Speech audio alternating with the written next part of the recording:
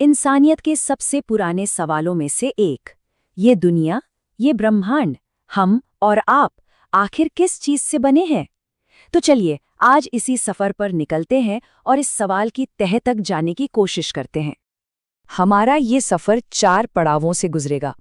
पहले हम देखेंगे कि हजारों साल पहले लोगों ने इसकी कल्पना कैसे की, फिर साइंटिस्ट्स ने इसके पीछे के नियम कैसे खोजे। इसके बाद हम जानेंगे उस एक थ्योरी के बारे में जिसने सारी कड़ियों को जोड़ दिया, और आखिर में हम वो भाषा सीखेंगे जिससे इस यूनिवर्स की हर चीज को लिखा और समझा जा सकता है। सोचिए, ये सवाल सिर्फ साइंस का नहीं है, ये तो हमारे होने, हमारे वजूद से जुड़ा है। और हजारों साल पहले दुनिया के अलग अलग कोनों में बड़े बड़े विचारक इसी एक सवाल से जूझ रहे थे। तो चलिए कहानी को शुरू करते हैं, बिल्कुल शुरू से, उस वक्त से जब साइंस नहीं थी और ये सारी खोज सिर्फ सोच और कल्पना के दम पर हो रही थी। और कमाल की बात देखिए, भारत में महर्षि कणाद और उधर ग्रीस में डेमोक्रिटस दोनों एक दूसरे को जानते तक नहीं थे, पर एक ही नतीजे पर पहुंचे। उन्होंने सोचा कि अगर हम किसी भी चीज को तोड़ते जाएं तो आखिर में एक ऐसा छोटा सा कण बचेगा जिसे और नहीं तोड़ा जा सकता। एक ने उसे परमाणु कहा और दूसरे ने एटोमॉस, जिसका मतलब एक ही था, जिससे काटा न जा सके। पर एक दिक्कत थी, ये सब फिलॉसफी थी, सिर्फ एक आइडिया।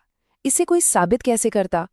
तो एक आइडिया से साइंटिफिक प्रूफ तक का ये सफर कैसे तय हुआ? इसके लिए हमें टाइम में लगभग 2000 साल आगे आना पड़ा।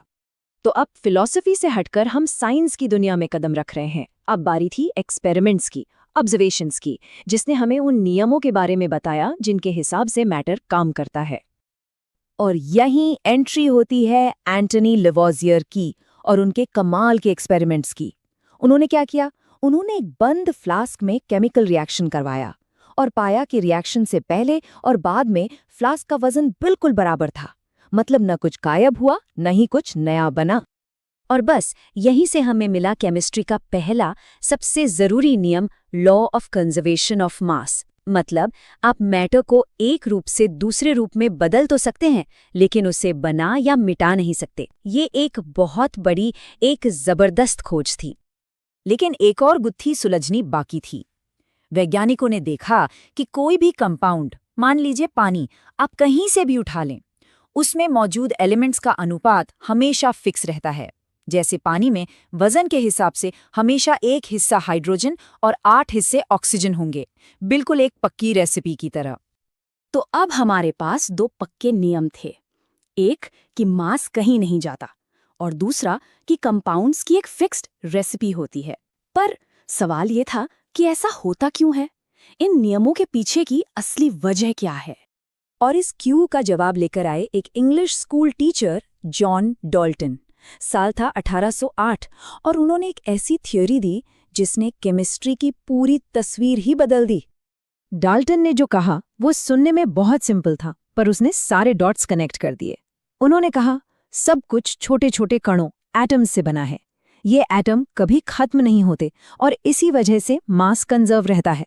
और ये एटम जब जुड़ते हैं तो 1 और 2 या 2 और 3 जैसे सिंपल रेशियो में जुड़ते हैं, और यही वजह है कि कंपाउंड्स का अनुपात हमेशा फिक्स रहता है।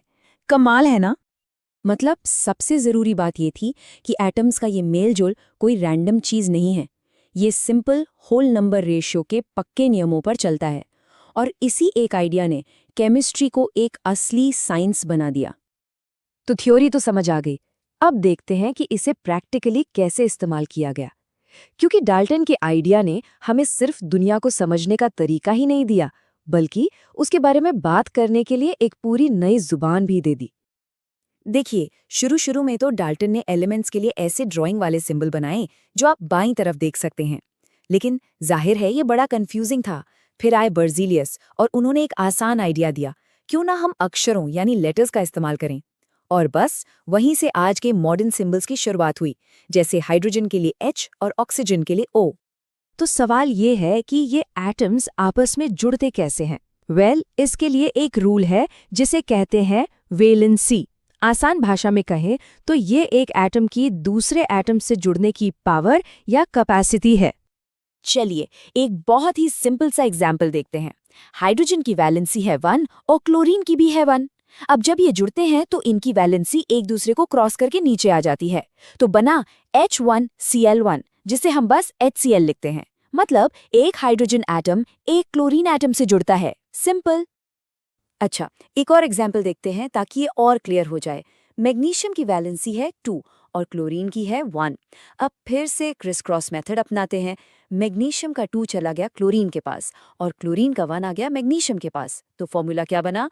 Mg1Cl2 या कहें MgCl2।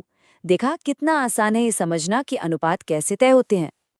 तो ये जो सिंपल सा सिस्टम है ना, सिंबल्स और वैलेंसी के रूल्स, ये असल में इस यूनिवर्स की वर्णमाला यानी अल्फाबेट हैं। इसी से हम पानी, H2O, नमक, NaCl और दुनिया की हर चीज का रेसिपी यानी फॉर्मूला लिख सकते हैं। तो हमने दार्शनिकों के विचारों से शुरू करके इस यूनिवर्स की पूरी भाषा लिखना सीख लिया। क्या सफर था! पर कहानी यहाँ खत्म नहीं होती। सवाल तो अब ये है कि एटम के अंदर क्या है, और यही सवाल हमें साइंस की एक और भी ज्यादा गहरी और रोमांचक दुनिया में ले जाएगा।